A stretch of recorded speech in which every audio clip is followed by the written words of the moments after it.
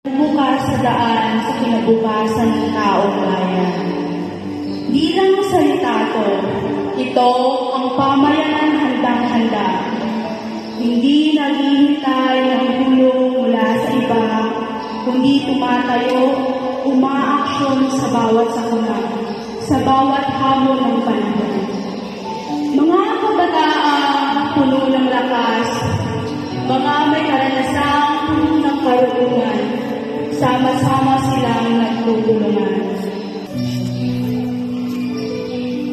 Tayo ay laging hanahanap ang mga aktibo na tao.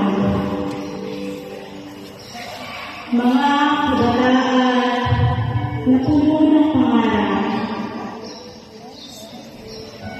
Ngunit, tanong ko lang sa inyo, nasaan ang kapayapaan? Yung kapayapaan na ipinangako. Yung kapayapaan na para sa mga mamamayan.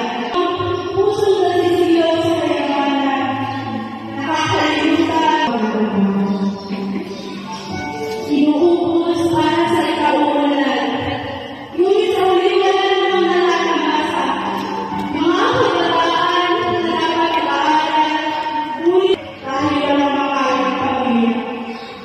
Ito ba ang pinabukasan ng pinaharap natin?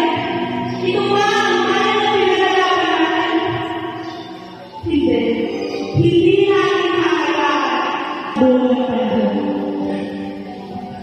Sa buwang liwanag ng bagong umaga, hahakbang tayo ng may daan, may lakas, at may paninindigan, at puno ng pagbabago.